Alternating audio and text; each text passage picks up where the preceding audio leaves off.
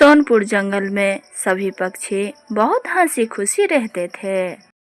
लेकिन उस जंगल में सबसे अलग एक पक्षी था जिसका नाम कालू कौवा था। वो बहुत ज्यादा गुस्सैल और चिड़चिड़ा पक्षी था। वे हर पक्षी से लड़ता और छोटी चिड़िया से गुस्से में बात करता। जंगल में सब उसको चिड़चिड़ा पक्षी के नाम से जानते। कालू जी, मुझे आज कुछ अच्छा खाने को मन हो रहा है। मुझे खा लो तुम्हारा भूख कभी खत्म नहीं होती गोरी। तुम्हें खिला खिला कर मैं कंगाल हो गया हूँ। कालू, अब मैंने कौन सा ऐसा बात कह दिया कि तुमने मुझे खरी खोटी सुना दिया। मैं तुमसे अपना फरमाइश नहीं करूँगी तो अब मैं किससे करूँगी। लोग अपना पति से ही फरमाइश करती है ना। अब बस करो, मैं तंग आ गया हूँ तुम्हारे ये फजूल बकवास से। और हाँ, मेरे पास कोई फरमाइश मत करना, नहीं तो मुझसे बुरा कोई नहीं होगा। इतना कहकर कालू कौवा घर से निकल जाता है और जाकर पेड़ के एक डाल पे बैठ जाता है।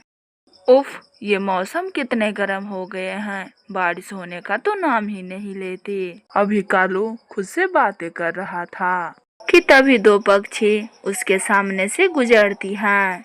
कालू उन्हें भी डांट देता है।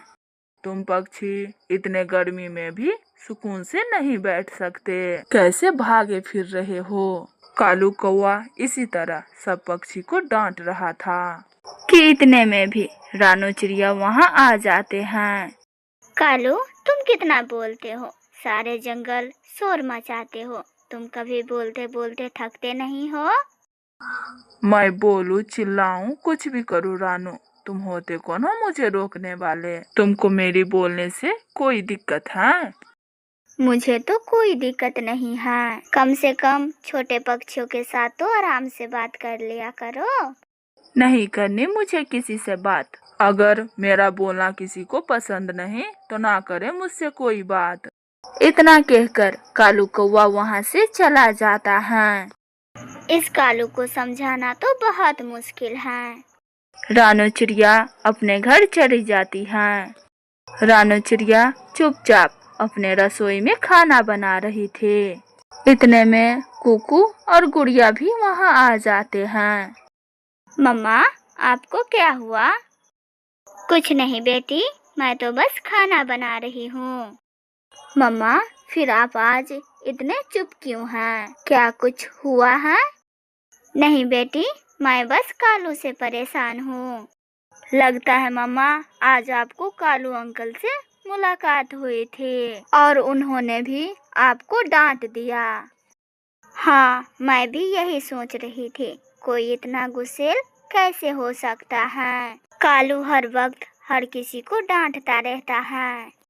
अभी रानू अपने बच्चे से बातें कर रही थी कि तभी गोरी उनके घर आ जाती है। आओ गोरी बहन, कैसी हो आप? जिसका पति हर वक्त गुस्से में रहे, भला उसका पत्नी कैसी हो सकती है।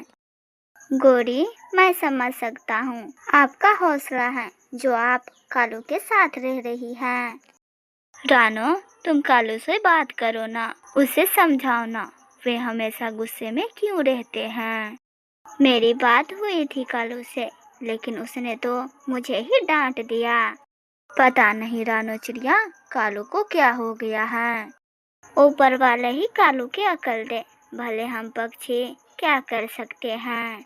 हाँ, बस ऊपर वाले से प्रार्थना है मेरी। ऐसे कहते हुए गोरी रोने लगती है। रानू चिड़िया गोरी को तसल्ली देती है। इसी तरह कुछ दिन गुजर जाते हैं।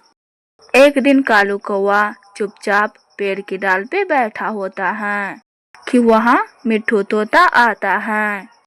कालू, आज तुम इतना चुप क्यों हो?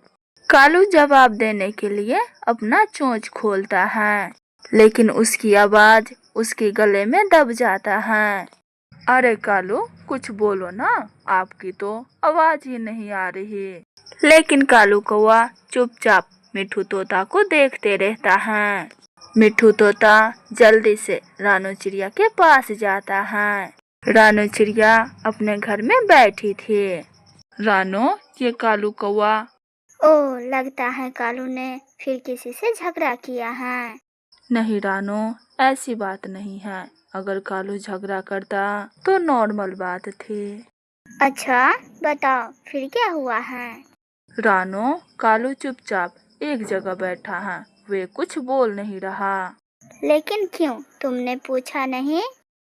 पूछा था रानो बहन, लेकिन वे सिर्फ मेरे तरफ देख रहा था और कुछ बोल नहीं पा रहा था। ये तो सोचने वाली बात है। चलो हम दोनों गोरी के पास चलते हैं, क्या पता उसको कुछ पता हो।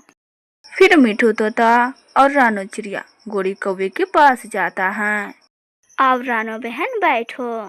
कालू भैया कहाँ हैं, क्या हुआ है। पता नहीं रानो, क्या हुआ है। आज सुबह से चुपचाप है, कुछ बोल नहीं रहे हैं। तुम्हें तो पता होगा गोरी। मैं क्यों पता करूं, बहुत मुश्किल से पहली बार घर में सुकून आया है। गोरी बहन, कालू भाई के साथ कोई दिक्कत ना हो, इसके लिए कोई हल निकालो।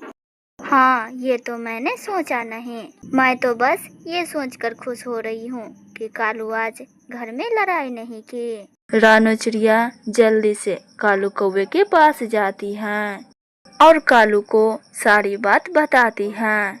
कालू, अगर तुम चाहते हो कि तुम्हारी आवाज वापस आ जाए तो तुम्हें उस पक्षी से माफी मांगनी होगी जिस पक्षी को तुमने डांटा है।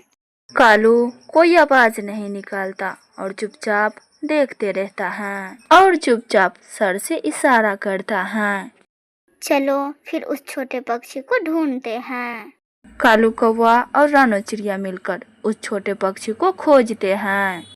जल्द ही वे छोटा पक्षी मिल जाता है। छोटे पक्षी, हम तुमसे मिलने आए हैं। वे देखो, तुम्हारे लिए हम फल भी लेके आए हैं। छोटे पक्षी खुश हो जाता है। फिर कालू कौवा दोनों पंख जोड़कर उस छोटे चिड़िया से माफी मांगता है।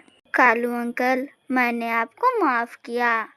जैसे ही छोटे पक्षी कालू को माफ करता है, कालू की आवाज वापिस आ जाता है। बहुत बहुत धन्यवाद छोटी चिड़िया। अब मैं किसी से गुस्से में बात नहीं करूँगा। सुना है जंगल के सभी चिड़िया ने उसके बाद कालू कौवे को गुस्सा में नहीं देखा और बहुत शांत और प्यार से बात करता है।